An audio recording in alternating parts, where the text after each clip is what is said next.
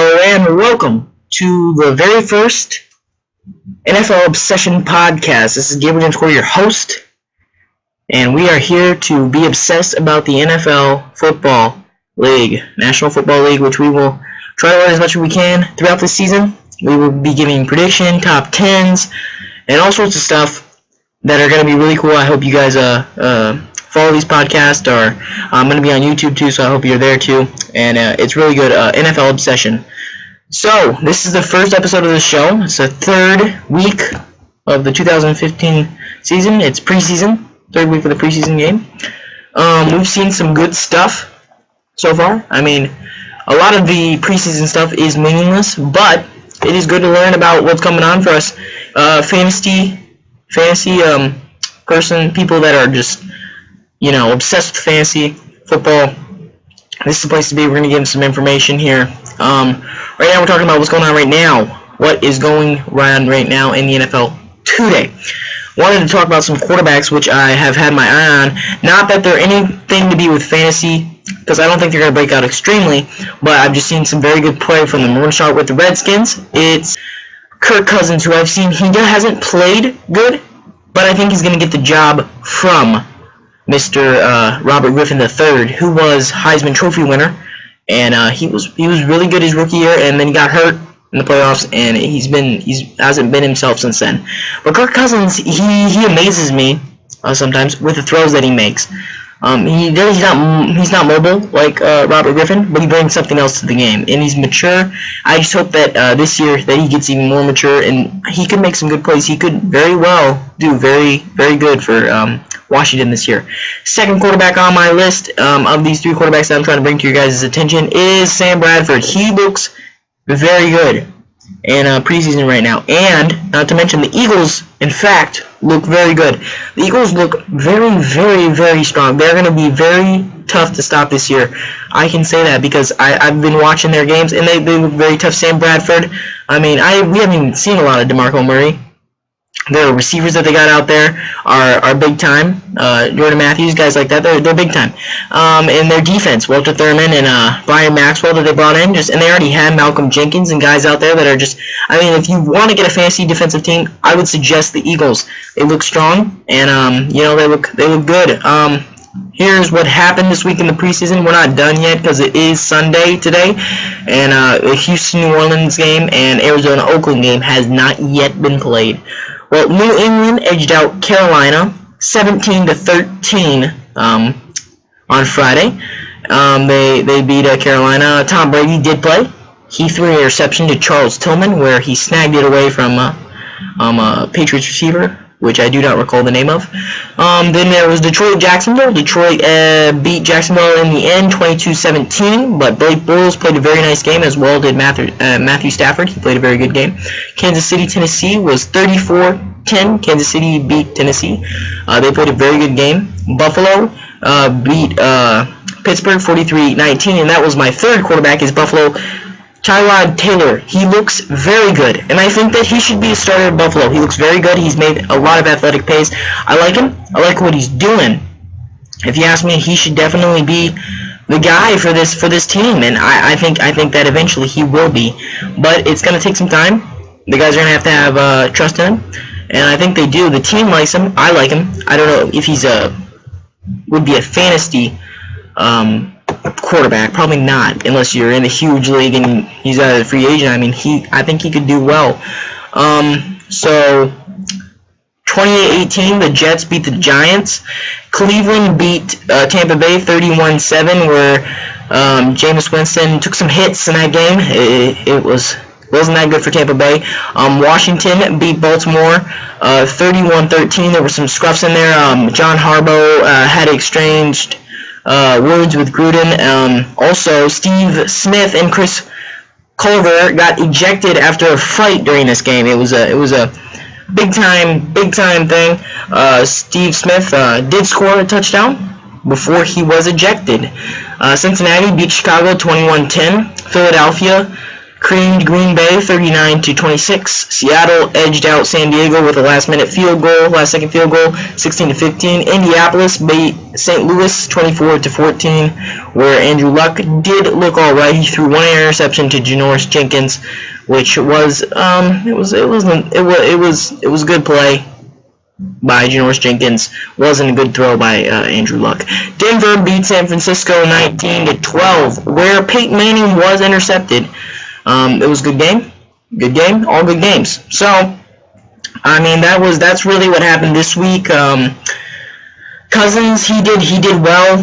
Julio Jones also signed a 5-year extension. That was the news. The Eagles' offense has really surprised me.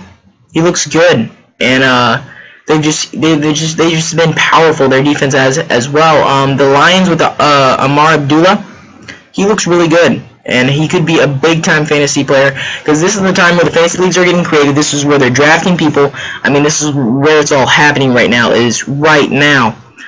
I would like to have tell everybody that fantasy football at NFL.com, it's the best. I would advise everybody to join, anybody possible. If you're not on NFL Fantasy, it's an experience that you want to have. It's really fun, and it's going to take up some of your time if you're serious about it, but it's worth it. If you love football and if you're obsessed with it, it's worth it. Also, Game Pass, NFL Game Pass, for those of you who are outside of the United States, is a great way to watch NFL games. You only have to pay about $200 a year, and then you can get every single game, preseason to the Super Bowl, NFL Network included, NFL Red Zone included. You get to watch it. It's a great program there. You can even get the free trial if you're outside of the States on NFL.com. Now we're going to talk some top 10 right now. Top 10 QBs of the 2015 season.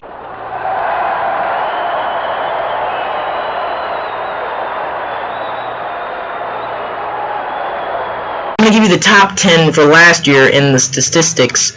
Number 1 was Drew Brees, who had 4,952 yards, 33 touchdowns, and 17 interceptions. Ben Roethlisberger was the same amount of yardage, but he threw 32 touchdowns and only 9 interceptions, so he's better than the interceptions. They're actually tied for first place. And this is not saying who the best quarterback is. This is statistics in the passing yards.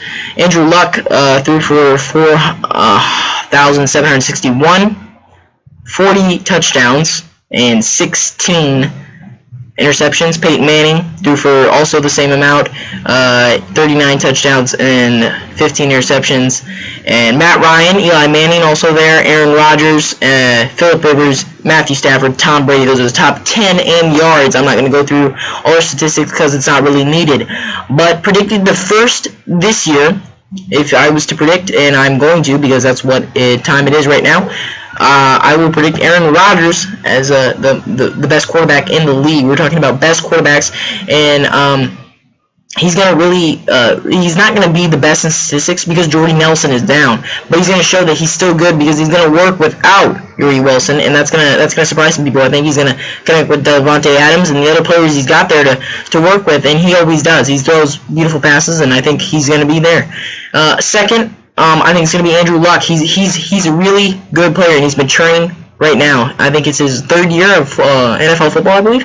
He's maturing, and no, 4th. Sorry. I think he's maturing, and he's gonna be even better as he keeps on going on. Number 3, I will give to Drew Brees, who he's gonna have to do some work this year, and he's gonna show it. Last year was not a great year for him, but I think he's gonna come back, and he's gonna surprise some people.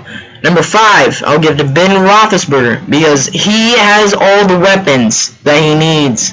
Antonio Brown, Latavius Bryant, he has everybody, and I expect him to use them. He's good. Le'Veon Bell gives him this. There's so many ways that, if you ask me, the best offense in the league is going to be Pittsburgh Steelers with Ben Roethlisberger up there. He's big. He's good. That's the way it's going to go. 6, I'm going to give to Joe Flacco. I think that Joe Flacco is going to really improve this year with Steve Smith. I think they're going to get a connection going that's going to be like a dynamic duo, and I want to see more of them. Number 7, I will give to Russell Wilson because of just 3 years and 2 Super Bowl trips. That pretty much explains Russell Wilson right there. He is amazing in a Super Bowl victory. He's very mobile. Good passer, makes good decisions. He plays like a mature quarterback.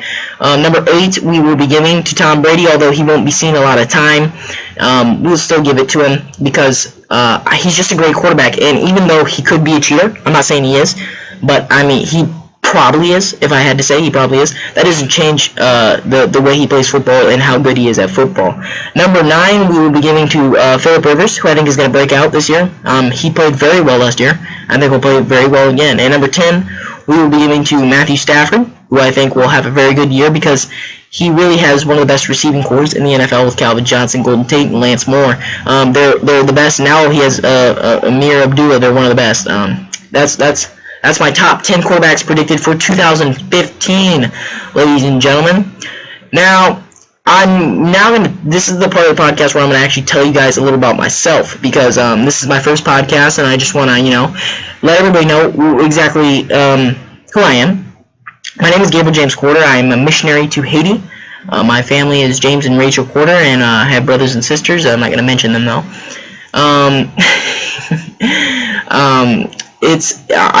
I live in Haiti, but at the age of 2011, so at the age of 11, I became obsessed with the Detroit Lions. I'm a huge Detroit Lions fan. That will not show any favoritism in my podcast. I will still be giving you the knowledge if they lost in a good way, if they lost in a bad way, or it's not going to concern them at all.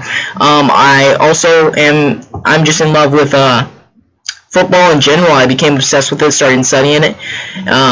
First game I watched was the second week regular season of 2011 season, where the Lions killed the Chiefs 48-3. It was a really good game, and it got me addicted to football.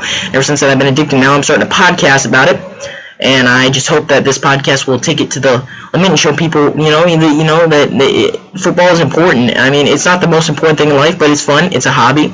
I hope that people listen to this and that I'm interesting enough for them. I hope they watch my YouTube channel, and I just hope you guys understand what I'm trying to do here. I mean, I'm just trying to, show football, and when we get into the regular season, there's going to be a lot more time taken up in these episodes. I'm hoping like 20-30 minute episodes. Right now, it's only going to be about 10 because I'm pretty much done. I'm just Gabriel Courter. That's me. I'm 15 years old. I love football, love Detroit Lions. And I really love people. I love talking to people, and that's why I'm doing this podcast. If you're on YouTube, then I will be showing some of the preseason highlights from the quarterbacks I mentioned on this YouTube video. But if you're not, then this is the end of the show, and we will see you next time. Thanks for listening to NFL Obsession. We appreciate it, and I hope that I get to see you guys on the next episode. Bye. Gabriel James Courter.